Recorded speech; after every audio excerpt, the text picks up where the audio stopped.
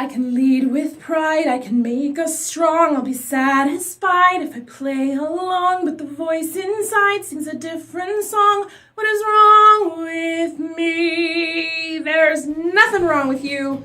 Listen to that voice and own your dreams.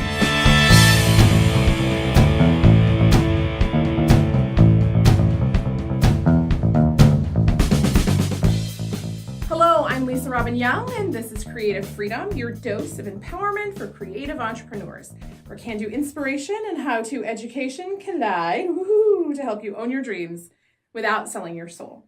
Now, our series on under-earning is winding down, but there are a few important topics yet left to cover. One of the biggest is shame and how it keeps you undercharging and under-earning. Much of what I'm sharing with you today is being ripped from the pages of my program, Overcoming Under-Earning for Creative Entrepreneurs. It was while I was researching the content for the program that I made this connection. Thanks to Dr. Brene Brown's book, I thought it was just me, but it isn't. Her first book on shame, vulnerability, and resilience. Essentially, if you don't believe you're worthy of charging a certain rate, you simply won't, which means you'll never get it. Not because the market wouldn't pay it, not even because the market doesn't believe you're worth it, but because you don't believe you're worth it. You've prevented yourself from earning the kind of money you want or need to have in order to have a profitable, sustainable business doing what you love because you've judged yourself as unworthy. You've telegraphed to the world that you don't deserve those higher rates for your great work, even if they were gladly willing and able to pay you for it. Judgment creates so many problems in the world, which is why I advocate so strongly for a judgment-free zone. To view a thing or a person as right or wrong or better or worse because they're different is letting fear drive the bus. We see someone or something not like us, not familiar to us, and rather than exploring it with curiosity or just leaving it alone, we let fear drive the bus. And then we start making assumptive judgment calls, thinking that whatever's different is dangerous, unsafe, or just plain wrong. Dun, dun, dun! This is our brain going too far and trying to keep us safe from so-called danger. It's hardwired into our brain from our caveman days. But we're not talking about saber-toothed tigers here.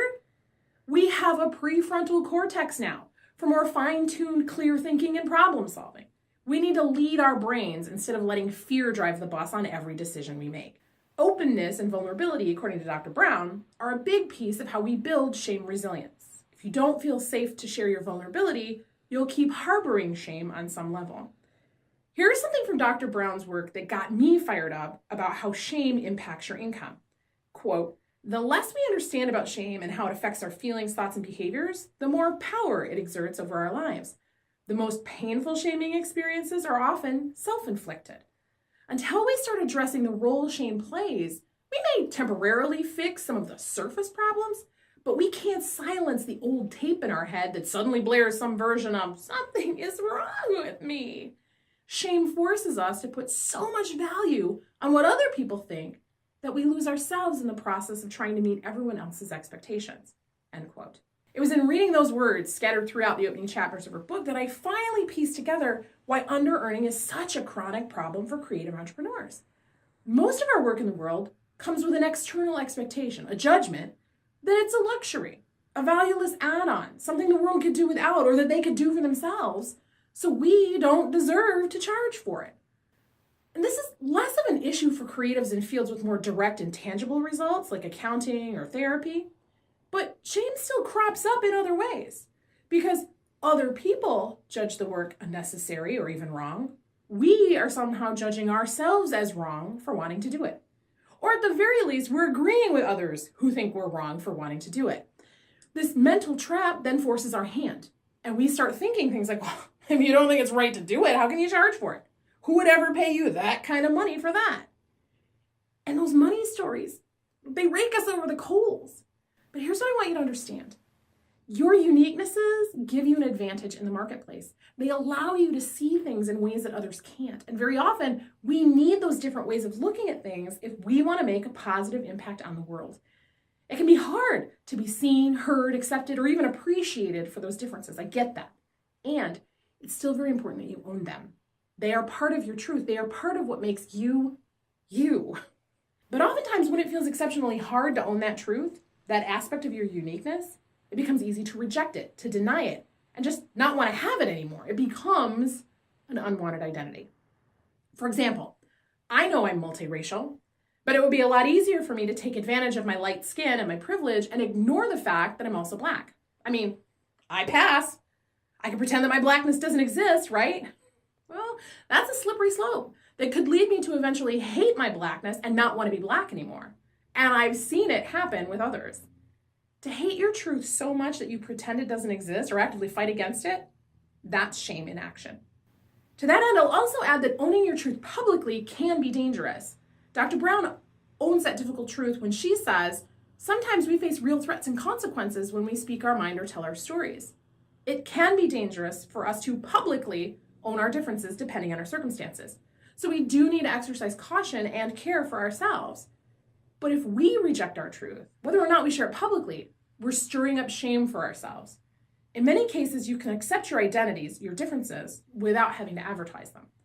Dr. Brown explains unwanted identities as, quote, characteristics that undermine our vision of our ideal selves.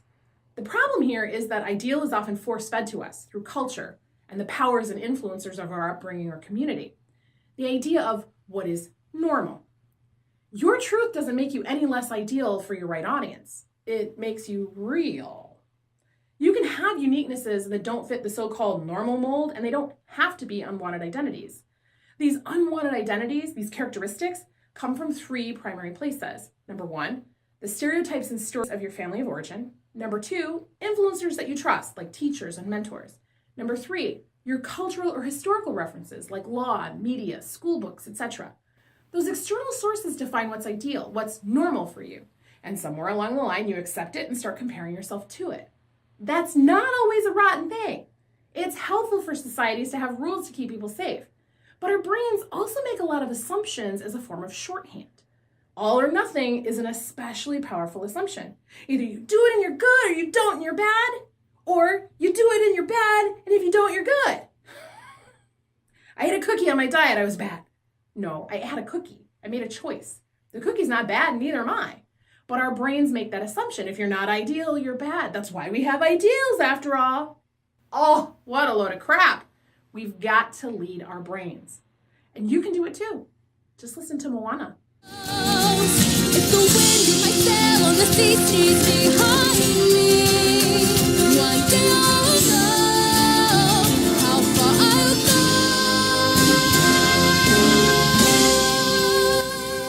go. It's because I'm a multiracial woman of color that isn't in the norm that helps me relate so well to my clients, many of whom are not in the norm in one way or another either. I'm the one they trust, the one they listen to, because they know I've walked a mile or more in their shoes. I've been brokety broke, and built a life for myself doing what I love. I've worked with high profile people, and I've worked with creatives just getting started. I've got a breadth and a depth of knowledge that looks awful on a resume, but it's perfect for my right clients who need that single point of contact to get their problems solved. That's important to my best clients. That truth, that unique, non-normal perspective is my unique advantage in the marketplace. What's yours? As one of my clients likes to say, if I'm gonna tell myself a story anyway, it might as well be one that empowers me. So how far will you go? If you need help, I invite you to consider joining us in Overcoming Under-Earning for Creative Entrepreneurs. As I said, this week's episode is ripped from the second week's training, and there's a lot more to be said about shame and shame resilience than I can cover in a single episode. Our current students, they're already reporting breakthroughs around their money stories, and they're making shifts in their boundaries around pricing and profitability. You can learn more about it at lisarobinyoung.com/under-earning. I will put a link in the description so that you can just click and go. So here's your task for the week. Take a look at some of your unwanted identities. Pick one in particular and see if you can flip the script. How might this identity actually be a benefit or a unique selling angle for you and your great work? Create a statement of empowerment that reflects this new angle. Put a new spin on an old story so that it works to your benefit. I'd love to hear how it goes for you. And if you liked this episode, you can help us make a bigger impact in the world when you subscribe and share us around with your friends.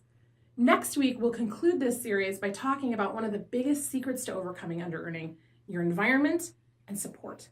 And I hope you'll join us again next time. Until then, For more inspiration and education to help you own your dreams without selling your soul, come see what's shaking over at LisaRobbinYoung.com. You know you want to.